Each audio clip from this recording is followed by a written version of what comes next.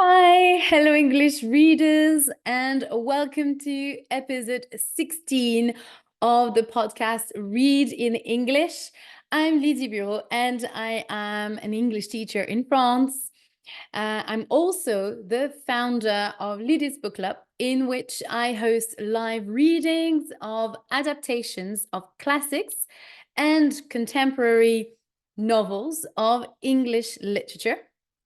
And once a week, I also meet the members of the book club via Zoom, in which I discuss the chapters read over the week. We also talk about books in general and learning English. And today, I am delighted to talk about this book called Playing Big by Tara Mohr.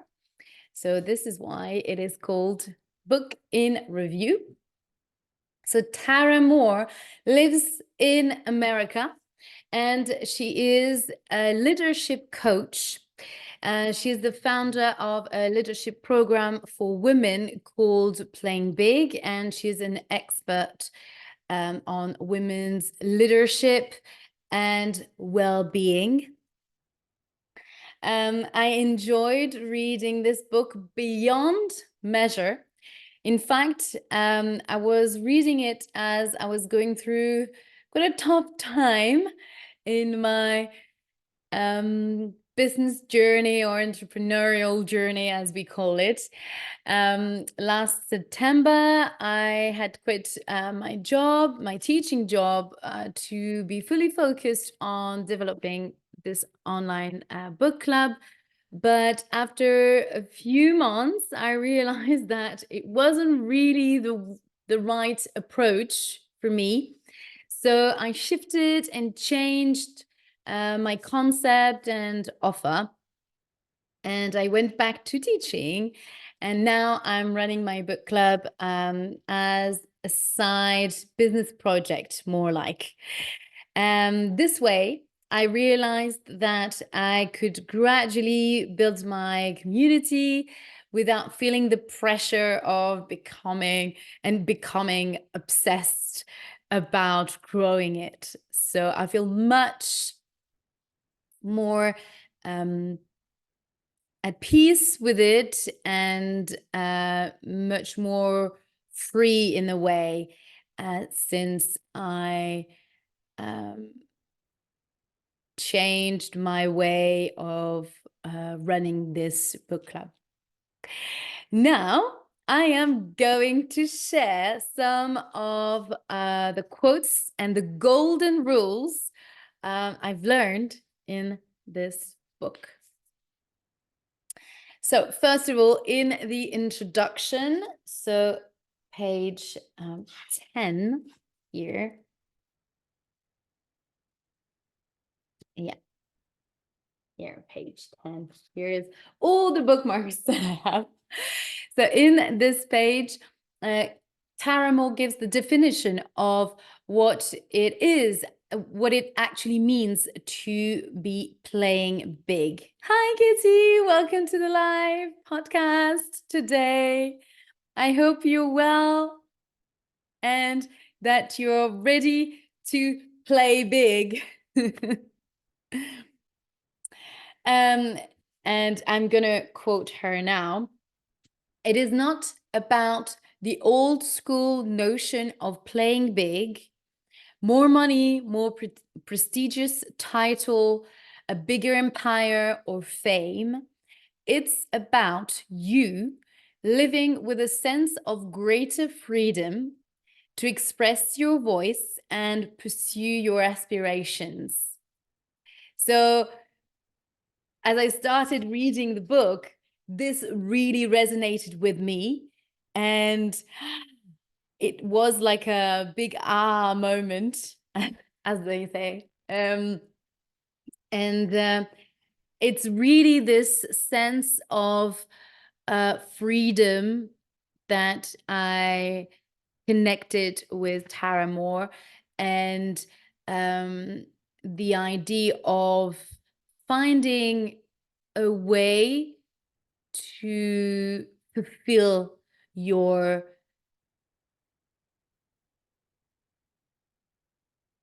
passions or the things that you cannot explore in your job, in your day-to-day job, and the missing part of that job. And ready to play big. I'm fine. Kitty is saying, I'm fine and ready to play big. Yes. That makes two of us. That's great. And later she says, and I quote, every woman has at her core unfailing, perfect wisdom. I liked it. Playing big doesn't come from working more, pushing harder, or finding confidence. That's an interesting thought. It comes from listening to the most powerful and secure part of you, not the voice of self-doubt. So really, it is far beyond the idea that the assumptions that we have about playing big because of the cultural association with the fact of playing big, playing hard, you know, and the fact that you always have to work harder and more and earn more money and be more successful and being a six-figure business owner and then a seven-figure business owner. This chase can be counterproductive, and also we know that this is not necessarily the way you are at your happiest as well. And it's also reassuring and empowering, so much empowering, empowering, sorry, I don't know why, to read that deep down we all are we have everything that we need within ourselves, and it's other people's view on us that makes us doubt, and that creates the self-doubt. And once you understand that, or once you start working on that, because it's an everyday journey, it's an everyday work, that you're always working on your confidence and your self-doubt, because you're always in contact with other people and other people judgments and own point of view of you or of what you about topic or whatever. So you're always working on it, and it's and always, and it feels like you really have to remind yourself all the time that you don't need someone else's approval, or you don't need, and you don't need someone else's approval, yes, to do what you feel at your inner core, that it's the right thing for you, because it always comes down to it, because something might be a way to process for someone, might be this way of living or this way of working, but for you it doesn't work like that. And it's because we're always comparing ourselves to others, and we have to go back to us all the time and think about what is good for us, what works for me, and not compare and not think about, oh, she does it like this, so I have to do it like this as well, especially when it's in the same field. Hello, Etienne, welcome to the live. I hope that you're going to find this podcast interesting. It's about this book called Playing Big. You're a little bit young maybe for this, but it's always something good for your English practice. You tell me what you think about it, maybe at the end of the podcast or during the podcast. Feel free to comment also while I talk. Then I going to move on with the next quote that also resonated a lot in me when I read it, and I felt so inspired. It's a page, it's still in the introduction. It's page, it's 31.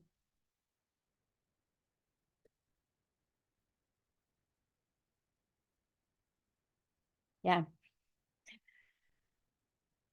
I am tired of encountering woman after woman. Remember, she's a leadership coach,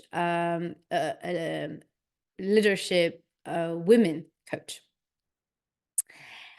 I'm tired of encountering woman after woman deluded by the myth that she needs to be more something, more qualified, more prepared, more expert than she is in order to share her ideas. I wrote, I skip some part in the paragraph. Later on, she says, I wrote this book because I want our world to be changed by you. And I loved it. It speaks so much to me. It's at the end, and I put a heart on it. um, yes, it's this part of it's the end of the introduction, and it feels so good to read that because this book is your own, and it really feels that she speaks to you, and it feels that she's trusting you already. Yeah, I don't know. I took it like that. I don't know how you take it, listening to this quote, but it really felt like she was just talking to me now and saying that to me. Yeah, and it felt really good. Hello, everyone. I hope you're well. Let me know. How are you guys? Hello, Melissa. Hi, Alice. Um, Now, here is the beginning of the book and another quote, page 14. Sorry. Yeah, 13 of the the main of her book, actually, not the introduction anymore. So page 13 here. Great. So here is a quote about self-doubt, actually. And that's very interesting. Self-doubt will always be part of what we each work with as we take steps to play bigger, as I was saying earlier. It's a constant work in progress to fight against self-doubt. The goal, so later on she says, the goal is to hear the inner critic's voice, but not let that voice determine your choices. So you have to listen to that voice that tells you, oh, you're not good enough, and just let it go through, and but not let her determine your choices and your actions in a way. So you have this moment that you are having self-doubt, but you have to find, in a way, the courage or willpower to just let this thought go and carry on with your mission, with what really drives you. Yeah. I'm good. Thank you. I'm very well. How are you, Alice? How is it going this week for you? I know you are doing an internship. That's a stage. Yeah, she's a French, one of my French students, and she is doing an internship at the moment. So stage is internship in English. So how is your internship going this week? Tell me. And try to say it in English in the chat. Now, page 24. Another quote here. She says to me, I'm good, but you have to speak French, madame. No, this is a live in English. It's an English podcast. You have to practice your English. Tu dois pratiquer ton anglais. So page 24. Don't try, in this quote, she says that you must not try to convince people, especially with family members.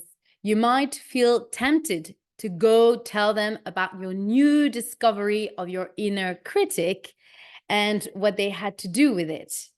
Because often inner critics comes in with our family members and the people that we grew up with. And it also often comes down to our relationship with our parents and our family. And we often want to share these new way of thinking of ourselves. And she said that don't try to convince your family members. So especially with family members, you might feel tempted, or with your friends, same. You might feel tempted to go tell them about your new discovery of your inner critic and what they had to do with it. Not a good move. The best way you can be of service to both your own growth and to theirs is to focus on your inner work. They will be more influenced by who you become than by what you try to tell them. And that's quite, and I've experienced in a minor way, I would say, when you start doing something like, I don't know, I like yoga or I like running, and I know that because I started to do something, I don't know, an activity like maybe yoga or whatever, then other members of your family or your friends are seeing that it really brings you joy, you feel, it really makes you feel good, that it inspires them to do the same. You see how by your actions, you can influence people that are around you. And that's very powerful. And there is no need to convince them because you're doing it for yourself. So in a way, you have to, I don't believe this is selfish, because if you're not happy, if you do not love yourself, it's the same, you know, if you're not happy with yourself and with whether if it's in your life or in your job, then how can you spread as well this positive thinking? And how can you love others as well and show love to others? Pratiquez-moi l'anglais alors, please. This is it. This is practicing English. Yeah. So tell me your thoughts about this. Page 32. Page 32 is another quote. The future self tool. Oh yeah, that's such an empowering tool and such a powerful tool that life coaches or business coaches use in conferences. And I've talked about this future self visualization in my podcast about the book called Be Seen with Jen Gottlieb. It's can't remember the podcast number, but it's you can definitely rewatch or listen to this podcast. And here she says, the future selves they encountered, so she experimented the same visualization of the future self tool. The future selves they encountered, so the women that she coaches, were not really just older versions of themselves. They were more like guides, mentors with incredible wisdom, figures who imparted a sense of peace and integrity so profound it could hardly be put into words. And this is exactly the feeling that I felt when I had this experience of visualizing myself in the future. And she was this woman. It was like another me, but a more peaceful me, a more yes, a more like a mentor. She was telling me to come in, and it really felt like she was not really an older me, because I think that I didn't see myself like an old woman, but she was more like a guide, yeah, or more like a mentor. True, that's more like it as well, that I experienced it. And it was more like she was taking me on this journey. Yeah, come, I'll show you how to do. I will. I'm going to show you the way. It really felt more like that. Yeah. Alice, I will answer you in private message because it's really not related to this live. But no, I will not teach you. I will teach another class. Okay. Okay, I move on now. Page 41 is another interesting thought here. It's Claudia's story, so one of Tara Mohr's student, and it illustrates how listening to your inner mentor can be an agent for change and allow you to step out of the norms of our time. And it's interesting because Claudia is a PhD researcher. Yeah, she's a researcher.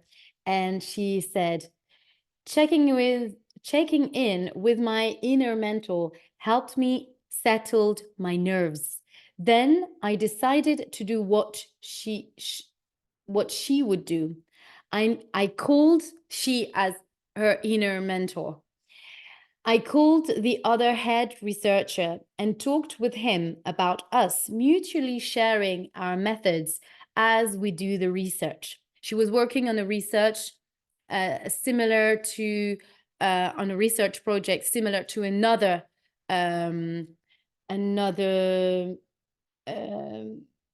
lab, or is it a lab called a lab? Yeah, who that was working on the same topic. So that's why she says that she reached out to this other researcher that is a male. About us mutually sharing our methods as we do the research, so it isn't a disaster when we both publish, and so that we can potentially produce something that is great, that is a greater contribution to the field.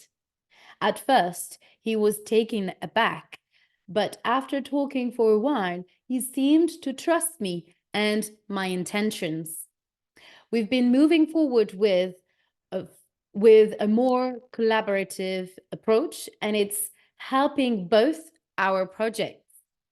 Claudia's story is a powerful example of what so many women experience. Their inner mentor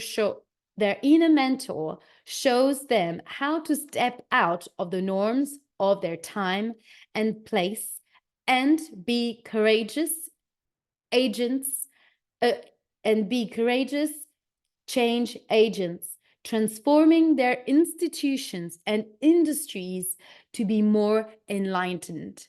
So instead of being competitors and going against each other, let's share our findings and let's share our projects research, or let's share our findings so that the research can go further.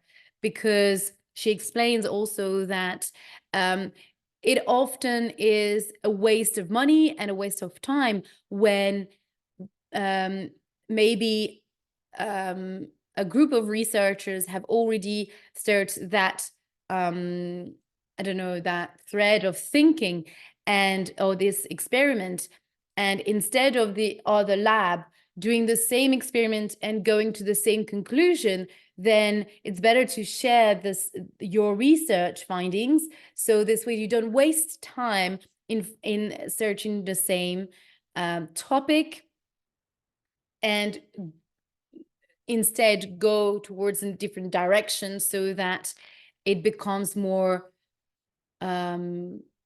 complementary, instead of wasting your time on something that already has been experienced, and there is nothing new that you're going to bring to the field.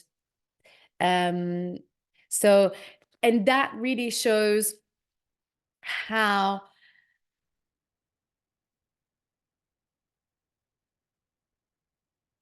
differently we can see society instead of going against each other, then actually collaborate and not feeling threatened by someone else, but actually working together towards a higher goal, bigger than ourselves, and put our own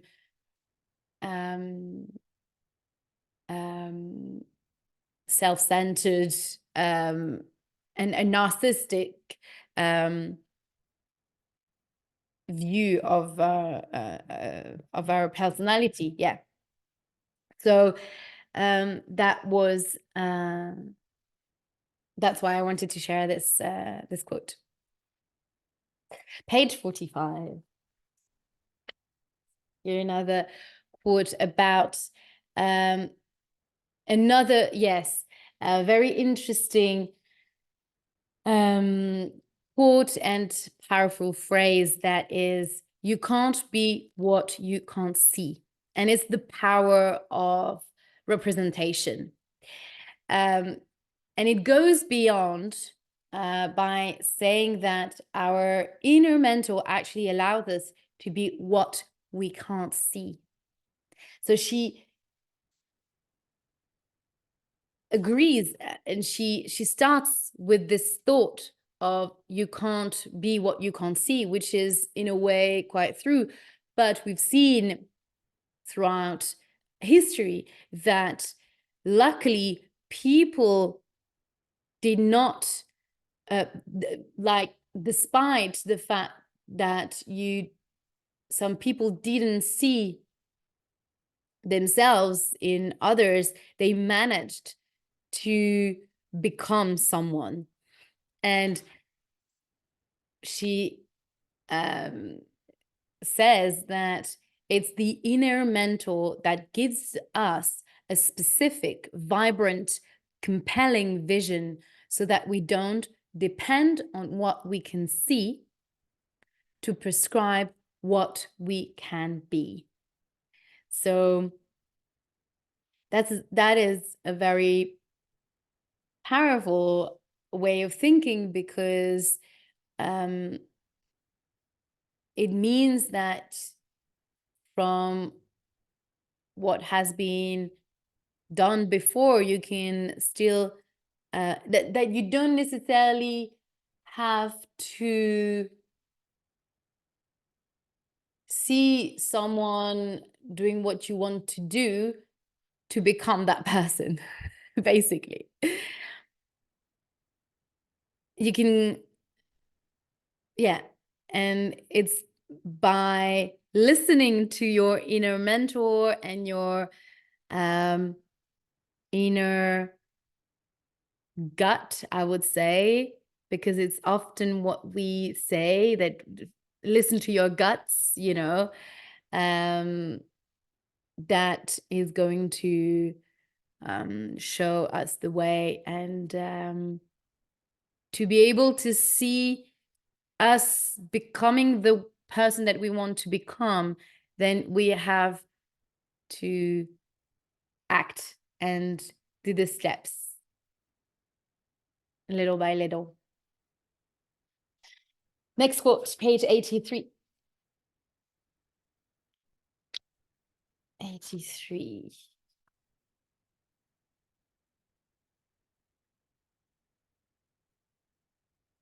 And this one is about being ready to cohabitate with fear and self-doubt. Fear will always will arise. Yeah, sorry.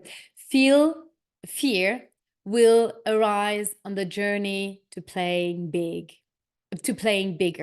Again and again, we'll be asked to risk failure, criticism, rejection, even ridicule, as we share our voices and ideas, as we seek to change the status quo, and as we seek to change ourselves. And we've seen it with people who have changed society.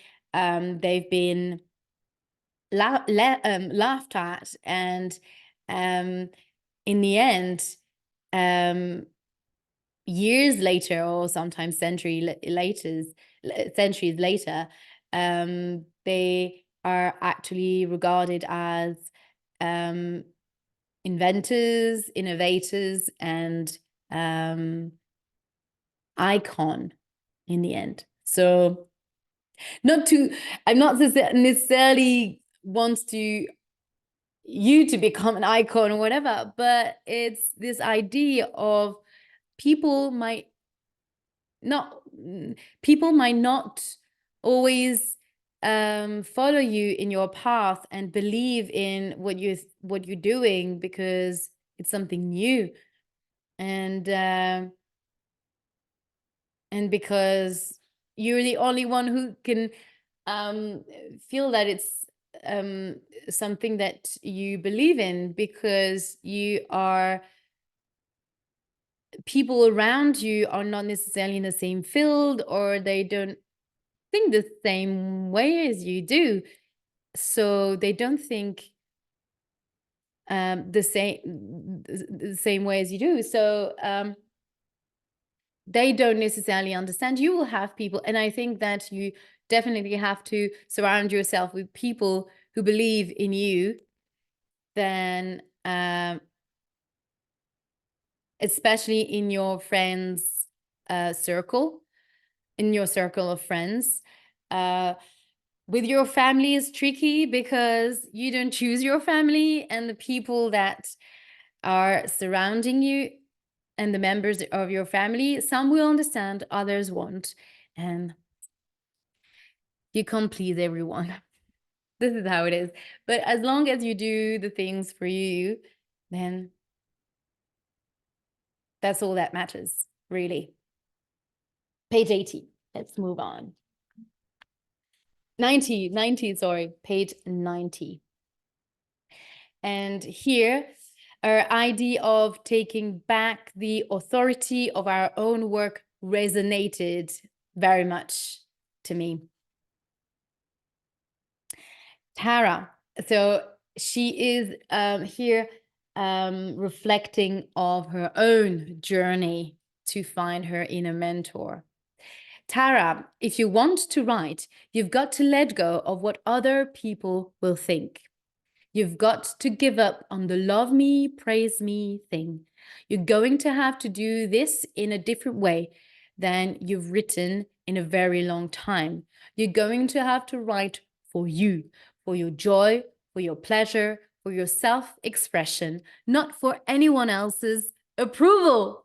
Here again, because we often, as we are brought up as a kid, especially girls as well, we want to do well. We want to our teacher to like us, to praise us, to like what we do.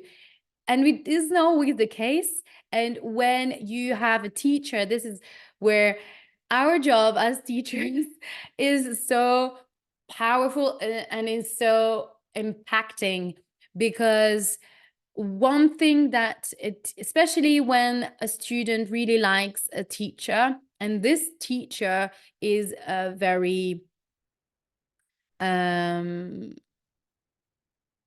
mean or doesn't, or says something that really is not nice to a student, then you can take it very the students can take it very personally, of course, and it can have an impact of their self-confidence and the way they see themselves. So we really have to be careful when we speak. And I would say, if you're a teacher and you're listening to this, it happened to me that sometimes we're tired and we say things that it wasn't really nicely addressed, or we didn't express ourselves very nicely. And there is no shame, and actually your student will appreciate it if you tell the student, okay, sorry, I didn't mean to say that, but what I meant was this and that. And even the next lesson, even if it's something that you thought afterwards and you're like, oh my God, maybe I shouldn't have said that, or not like that. There is no wrong in saying later on to this student, okay, listen, last time I said that to you and it wasn't, I didn't want to say it like that, and that's it. And this little thing might just change completely the way this student perceive you and perceive him or herself. So yeah, that was just a thought. And later on she added, that allowed me to write. It allowed me to press publish and share my work on my blog a couple of times a week, every week for more than 5 years now. It allowed me to start submitting work to popular publications. It allows me now to write this book. Most important, it opened up my creative channel again. How freeing is that? Amazing. 101, page 101 now. And I even wrote, wow. I had a big revelation indeed with her first principle for unhooking from praise and criticism. this is the topic I was just telling you about. Feedback doesn't tell you, and that was very interesting, even as a teacher myself, to see that my feedback is only my own perspective, and it doesn't tell you about you. It tells you about the person giving the feedback. That was so interesting. Me as a teacher, reading my feedback, and when you're a student and you read your teacher's feedback or your boss's feedback, that it doesn't tell you about you, it tells you about the person giving the feedback. Especially if it's a very mean one, like, oh, this is rubbish. Is that feedback really? No. Is it? So that was so eye-opening when I read that, because you seek for feedback to grow and to improve, but sometimes feedback can drag you down. And in this other quote, it's actually the fourth principle of for unhooking from praise and criticism. Criticism hurts when it mirrors what we believe about ourselves. So when someone, and she talks about the fact that people were criticizing, sometimes, yeah, it happened to her, but it can happen also in for any women, when, for example, you're criticized for your weight, and it really hurt her because she didn't feel confident in her body, or she didn't feel good in her body, so it hurt her. But if someone criticizes you about and it said, she talked about when people were criticizing her about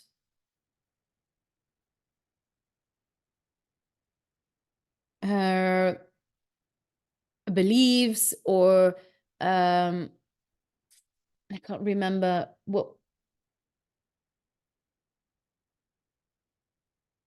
or maybe your I can't remember, but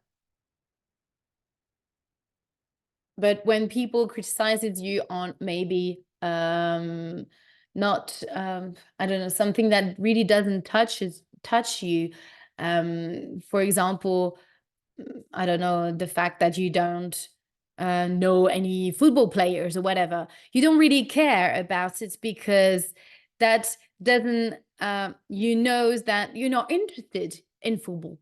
Yeah, so that criticism is not going to affect you, or but if someone criticizes the fact that, oh, you don't know this author and you're an English teacher, for example, if I take an example for me, oh, you know this writer, this book, and it's, I don't know, a classic of English literature. Oh, you don't know, you haven't read this book.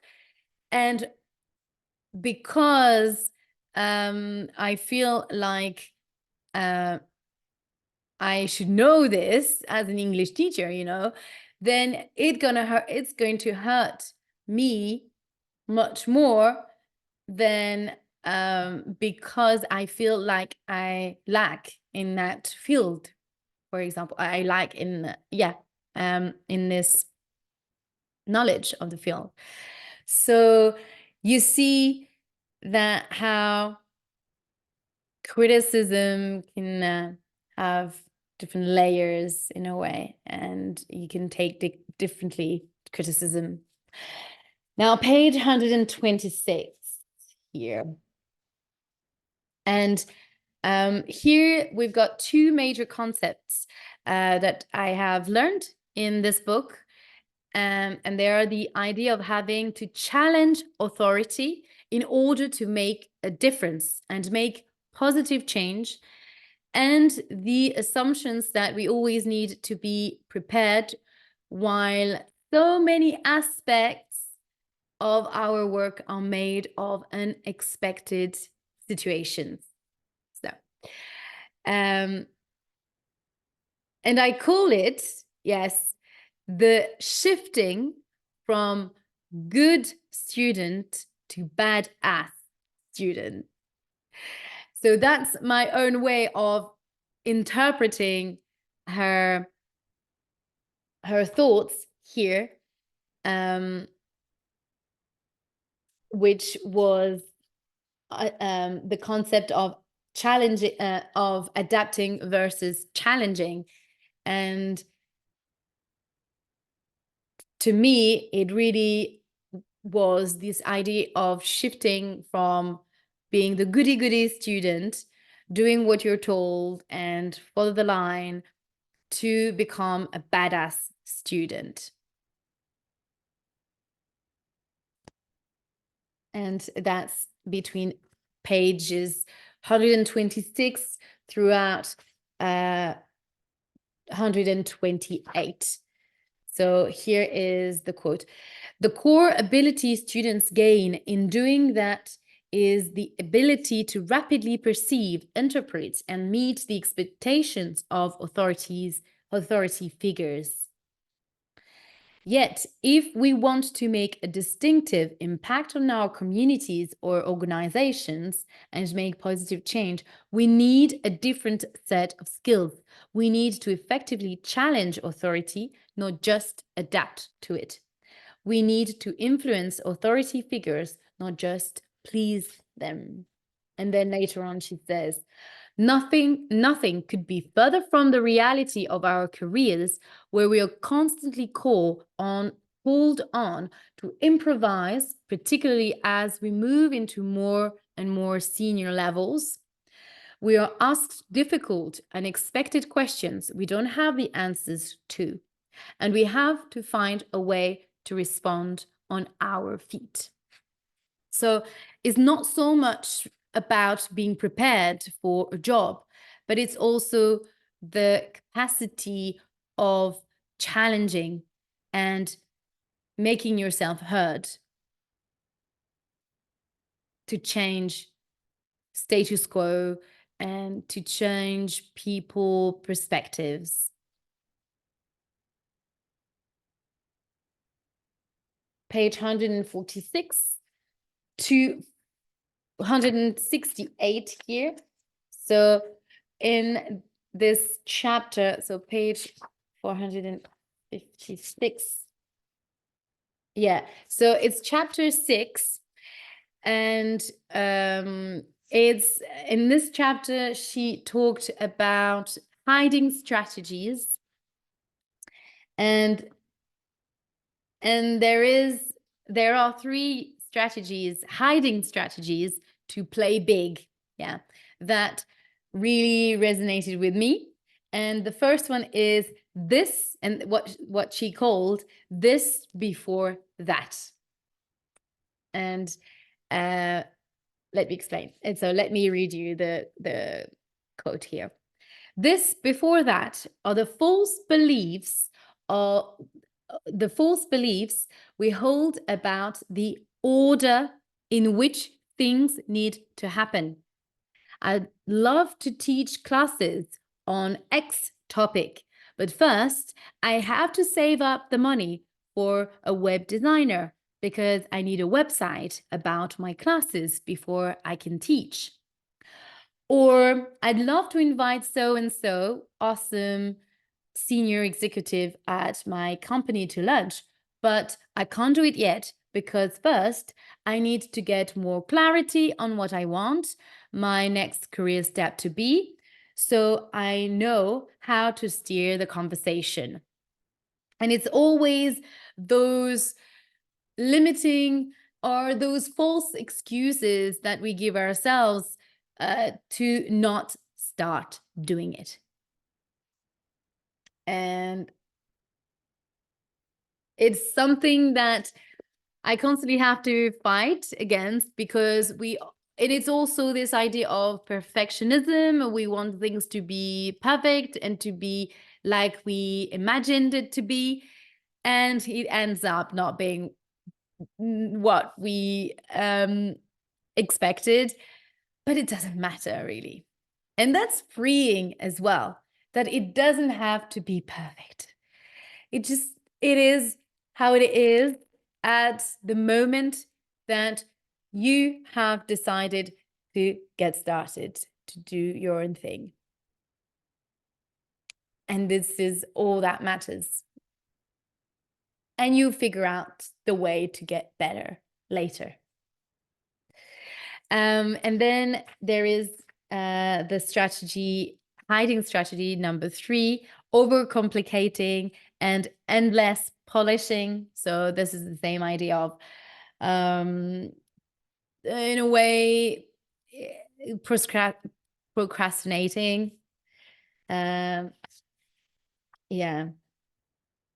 Simple. I like this quote. Simple can be more than enough.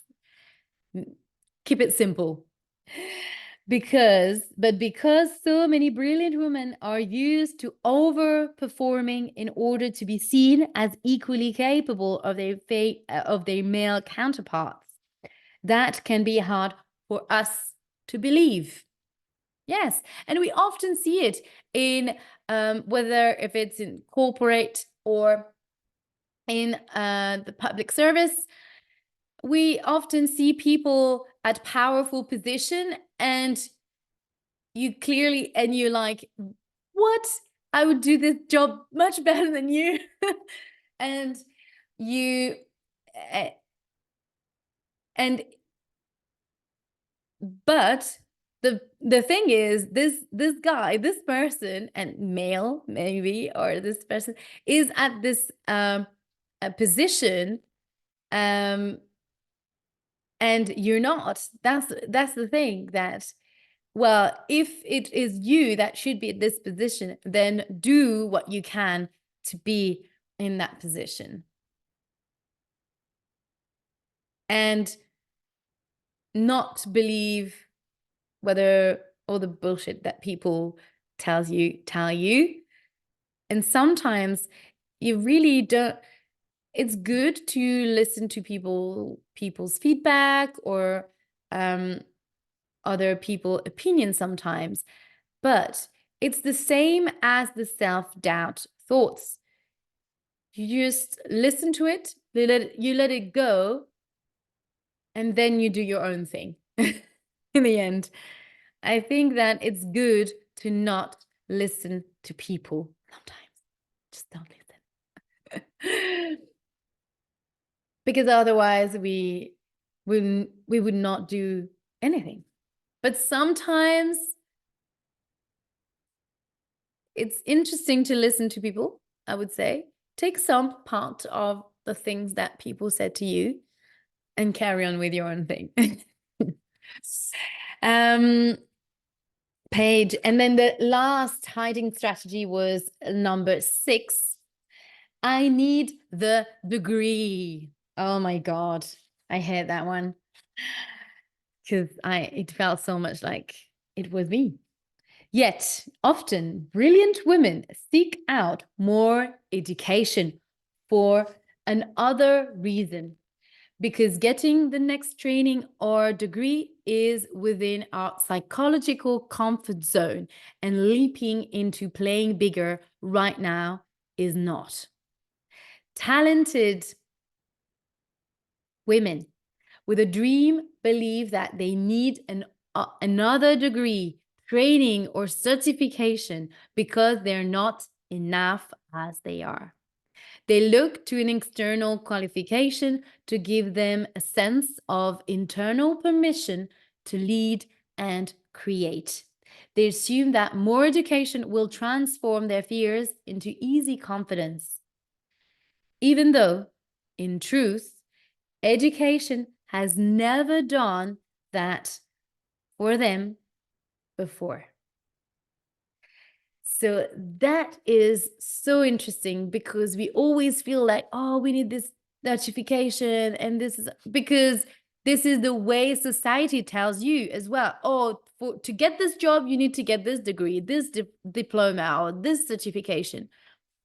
But in the end, you realize that sometimes some people didn't even get half of those degrees or certifications to get to the same job that you want. And what's interesting in that quote as well is that we believe that being more knowledgeable and more educated on this topic will make us more confident. But actually, this is not, it does not. And it gives you more knowledge, but it just gives you facts in a way. But it will not erase your self-doubts, because when you're going to be, I don't know, talking about, you're going to do a talk on a particular subject, and you do a lot of research and stuff, but during your presentation, there's someone that's going to ask you a question and you're not going to have the answer to. And this is the situation I find myself in when I'm with my students, and sometimes they ask me for vocabulary and I'm like, oh gosh, I don't know this word. And it's okay. They're not going to hold it against you if you tell them, oh, okay, I'm sorry, I don't know this word. Because I don't know, for example, I was working with my students on, I was asking them to write a legend on, or a fantasy history, a fantasy story, sorry. And some of the students asked me, oh, how do you say toad? So they said to me in French, and I was like, gosh, I don't know. I know frog, but I don't know toad. And then I was like, you know what? You're gonna look for it in the dictionary, because that's something that I forgot.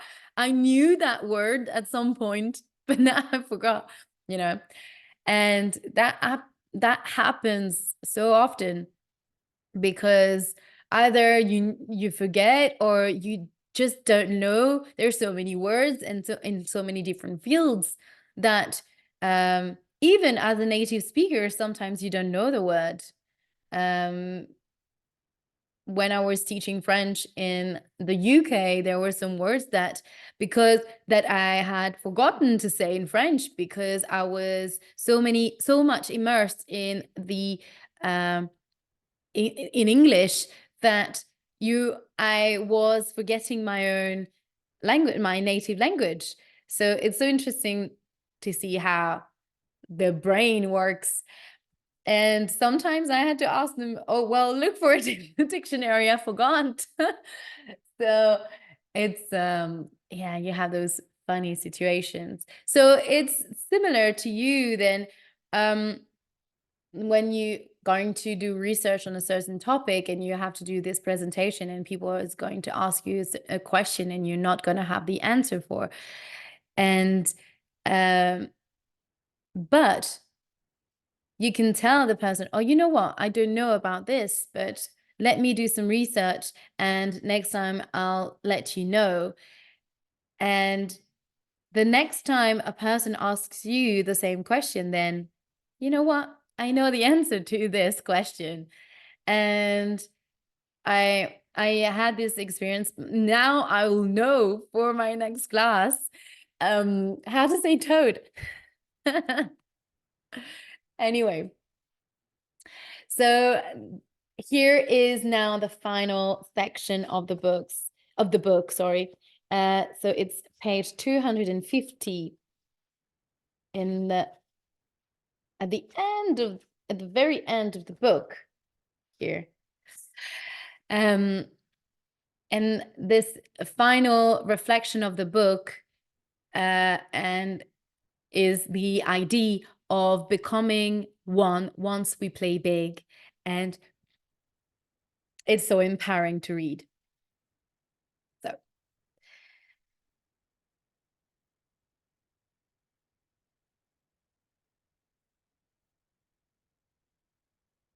yeah, I'm gonna read the everything. Okay. That means that whether you're signed up for it or not, you will be a revolutionary. You will be a revolutionary because any woman who is being authentic in her work will bring forth ideas, and ways of working that run counter to the status quo of her company.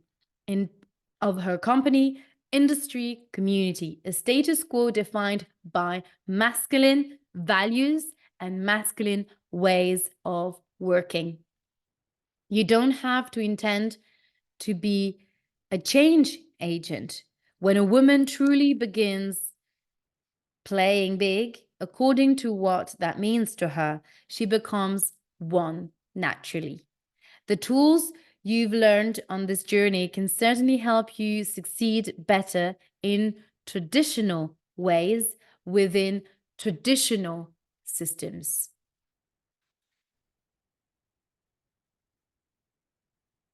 In the minds of women around the globe lie the seeds of the solutions to climate change, poverty, violence, and corporate corruption. So here this is the bigger picture of her book and her concept of playing big. And to finish off the review of this book and exploring this book, page 254, it's in the afterword of the book, in which she talks about motherhood and playing big.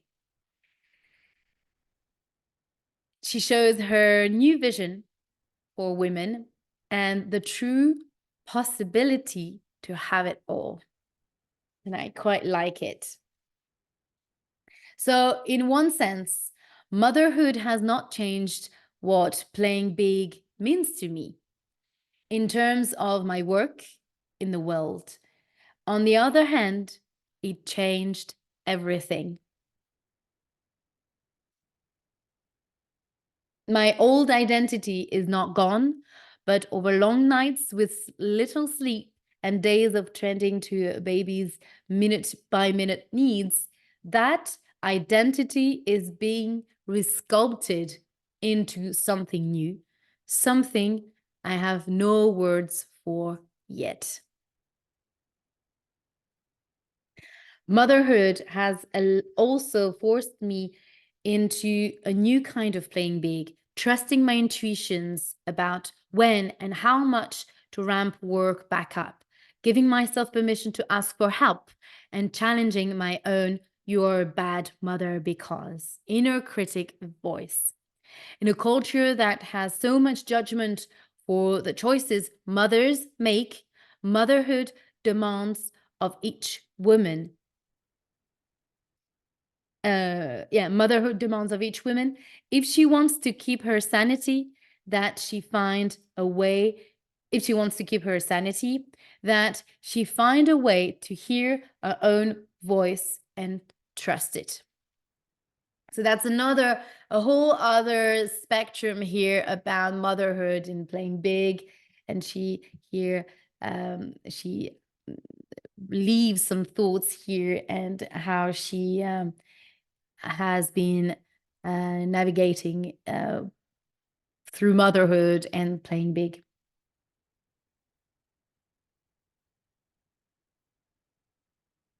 Yeah. And this idea of to have it all. It is socially and later she says, it's socially acceptable for women to talk about how exhausted and overwhelmed we are, or how torn we are between our careers, opportunities, and our commitments to our kids. It is socially acceptable to talk about feeling as if we never measured up, as if we never measure up in either domain of our lives, as one constantly pulls us away from the other.